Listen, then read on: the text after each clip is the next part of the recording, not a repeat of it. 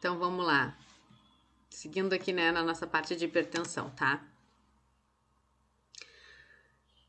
Os tipos de hipertensão, tá? Então a hipertensão ela pode ser caracterizada como hipertensão primária, tá? Que é aquela que tem diversos fatores, ela não tem uma causa específica, ou a hipertensão secundária, que é aquela que ela é secundária a uma doença renal, né? Que vai desenvolver então a hipertensão, a uma síndrome de Cushing, a uma tireoidiopatia, a um hiperaldosteronismo primário, né? Alguma doença que já existe dentro do organismo, e pode ter outras, né? Esses aqui são só exemplos, tá?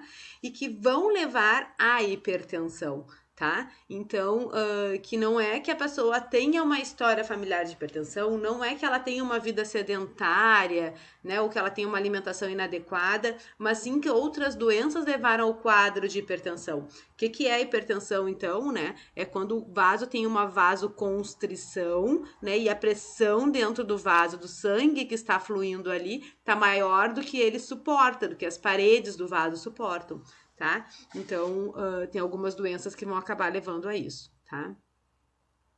Causas da hipertensão, então, que são mais comuns, tá? A história familiar em 90% dos casos, por isso, conheça a sua família, né? Existe um fator genético que a gente chama de epigenética, né? A epigenética são aquela história familiar que a gente sabe que tem, então existe uma prevalência de casos na minha família, uma tendência a eu ter também. No entanto, se eu sei que eu posso ter hipertensão, eu preciso me cuidar muito mais do que os outros, ou seja, é impedir o efeito chave fechadura, né? Eu tenho prevalência de ter, né, uma hipertensão, mas eu faço exercício físico constantemente, eu cuido da minha alimentação, eu não fumo, né? Eu faço tudo para evitar de desenvolver. Isso é chamado epigenética, tá? São causas da hipertensão o tabagismo, por causa da nicotina que acumula dentro dos vasos, né? Então diminui a luz do vaso, tá? O alcoolismo, a obesidade abdominal, porque vai fazer aquele acúmulo de gordura que vai acumular também dentro das artérias, a diabetes, né? O estresse, por causa da adrenalina elevada, né, que ela acaba fazendo a vasoconstrição. O elevado consumo de sal também, porque o sal faz com que a gente retenha mais líquido dentro das artérias, isso aumenta a pressão dentro dos vasos, tá? E níveis altos de colesterol, né, que é a dislipidemia, que nada mais é do que a gordura circulante, tá? E o sedentarismo, claro, porque a gente não faz a queima de todo esse resto. Sintomas da hipertensão, então, né? Sintomas comuns, que aparecem só quando a pressão está muito elevada. A pessoa vai se queixar de dor no peito, de desconforto, e às vezes ela não tem aparelho em casa para verificar, ou não sabe, ou não valoriza, mas ela te relata esses sintomas com frequência. A cefaleia em região occipital, né? Então é aquela dor de cabeça na região da nuca. Então é comum a pessoa que está com a pressão alta, ela começou sentindo uma dor de cabeça aqui na nuca. Batata, tu pode olhar a pressão que a pressão tá alta. Tonturas, zumbido no ouvido, né? A pessoa que se queixa muito de zumbido no ouvido, fraqueza, visão embaçada e a longo prazo a hipertensão ela pode causar também perda de visão, né? E sangramento nasal. Os vasos estão tão, né, tensos que eles começam a romper e esses capilares aqui na região nasal vão acabar sangrando. O tratamento da hipertensão, ó. A hipertensão não tem cura. Eu comentei com vocês que é uma doença crônica, mas ela tem tratamento e deve ser controlada, tá? Não é à toa que nas unidades básicas de saúde existem os grupos de hiperdia, né? Que são grupos de hipertensão e diabetes, tá? Que é para controle da hipertensão, porque são as principais causas de morte no mundo e no Brasil. São as doenças cardiovasculares. Então, se a gente controla a hipertensão, eu evito que esse cara aí, ó, tenha um infarto, tenha um AVC e vai parar lá na emergência, lá na UTI hospitalar, né? Que são os locais de atendimento do sistema de saúde que são mais caros para o sistema de saúde, certo?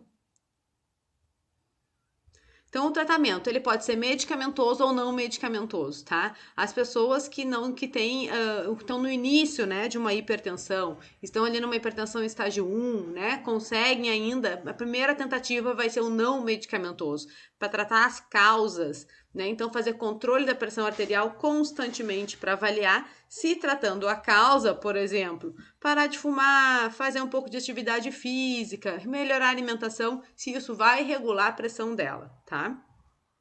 Pode ser que dê certo e pode ser que não. E aí essa pessoa vai precisar de tratamento medicamentoso, tá? É claro que daqui a pouco, se é uma pessoa de mais idade e que se apresenta na primeira consulta com uma pressão muito alta, tem toda uma vida desorganizada, vai entrar direto com tratamento medicamentoso. Junto vai haver as orientações, né, do não medicamentoso, porque não existe milagre, tá? Então, o medicamentoso vai entrar, então, com alguns medicamentos ali antihipertensivos, né? Os diuréticos, vasodilatadores, tá? Que vão ser indicados principalmente para pessoas que são portadoras de disfunção ventricular em sobreviventes de infarto. O que é uma disfunção ventricular? Lembram da anatomia cardíaca, né? Átrio direito, átrio esquerdo, ventrículo esquerdo, né? Disfunção ventricular é uma disfunção nos ventrículos. Os ventrículos são as nossas principais bombas, pequena circulação e o esquerdo fazendo a grande circulação, tá? Então, se a pessoa sofre muita hipertensão, tem pequenos infartos, ela vai fazendo uma disfunção ventricular, ele não consegue mais contrair com tanta força. Tá? Então, aí vem a necessidade de fazer um tratamento medicamentoso, não tem opção, ela precisa, tá?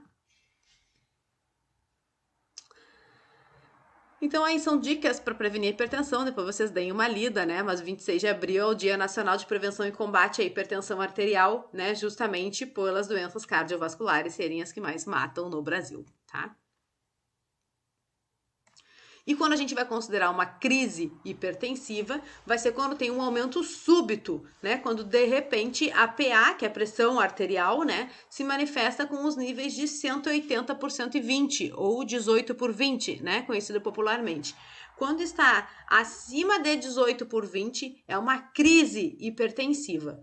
Tá? E aí essa pessoa precisa de tratamento imediato, ela não pode ficar em repouso em casa com a pressão 18 por 20. Ela precisa ser medicada com medicação de urgência para baixar essa pressão. Certo? Algumas pessoas hipertensos, né, já têm a medicação de emergência em casa e o médico já deixa prescrito para ela. Normalmente ele tem aquele que vai botar sublingual quando a pressão estiver muito alta. Então bota ali um captopril, né, ou algum diurético, enfim, que é sublingual para ter uma absorção mais rápida e essa pressão baixar mais rápido, certo? Pressão 18 por 20 é a mangueira que já está apertadinha, tem alguém pisando na tua mangueira e aí ela vai romper. A questão é aonde? Tá? A crise hipertensiva, então, ela vai ser definida como uma urgência hipertensiva ou uma emergência hipertensiva, tá? Então, quando é uma urgência hipertensiva, olha lá, é uma elevação pressórica, né, sem dano agudo de órgãos-alvo, ou seja, sem risco imediato à vida. A pressão, ela eleva muito rapidamente por algum fator, né, normalmente um fator estressante, alguma causa assim, ela eleva e ela não chega a causar dano em órgãos, tá? Ela não tem essa relação, tá, com uma doença, tá? Possibilidade de controle da pressão de forma gradual, em geral nas 24 horas iniciais, tá? Tu vai tratar e ela vai baixar aquela pressão na hora. Beleza. A emergência hipertensiva, emergência é uma doença que vem se acumulando, né, a longo prazo, né? Então tem uma causa bem definida. Sinais de lesão de órgãos-alvo, né? Então vai ter um infarto, um AVC relacionado a uma angina e um risco elevado de morte. Controle imediato da pressão arterial com monitoração e fármacos endovenosos, tá? Esse aqui é aquele paciente que chega lá infartando e a pressão dele tá super alta, tá? Então é aquele cara que ele já está com dano em algum órgão, ele desenvolveu uma doença a longo prazo e que agora resultou numa pressão que está altíssima e está causando danos, tá?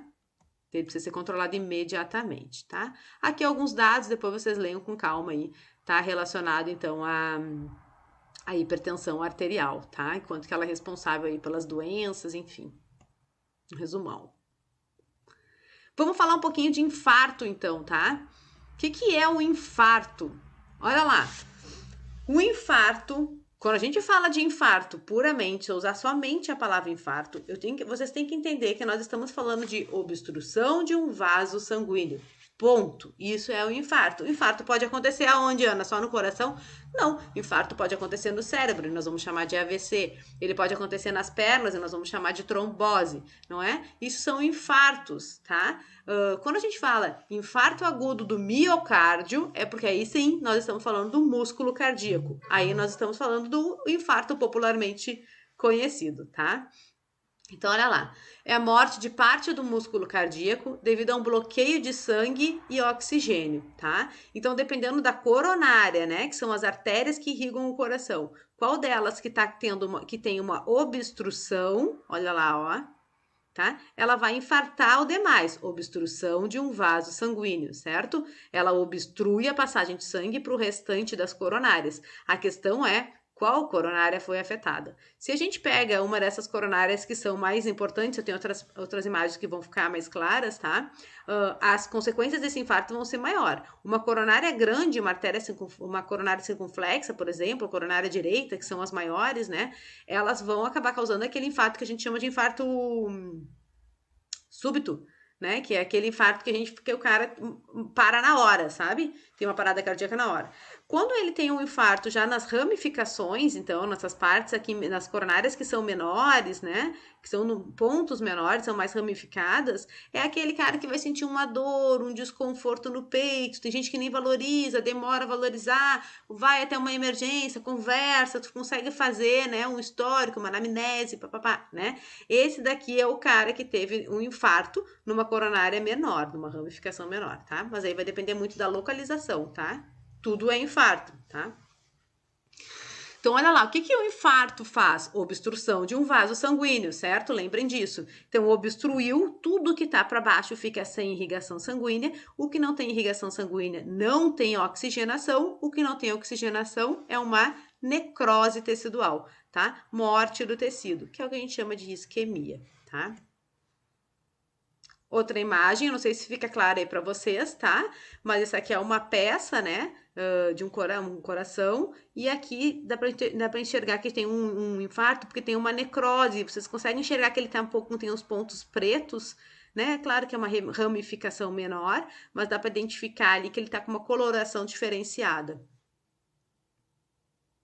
Aqui só pra gente retomar um pouquinho da anatomia cardíaca, né? E vocês relembrarem aqui, ó, átrio direito, ventrículo direito, e aí ele vai para a pequena circulação, né, que são os pulmões, né, e depois aqui átrio esquerdo, ventrículo esquerdo, e aí ele sai pela aorta para fazer a grande circulação, né, e vascularizar o restante do corpo.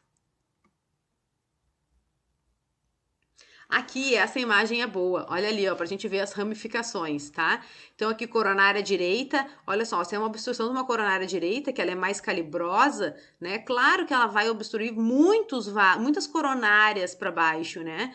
Agora, se é uma obstrução de uma ramificação aqui embaixo, por exemplo, olha, é muito pequeno, né? Ele não chega a fazer uma disfunção ventricular, porque essa morte ali que ele vai causar, aquele tecido que vai morrer por falta de oxigenação, ele não vai afetar a contração do ventrículo, tá? Mas tudo depende muito do local de obstrução, tá?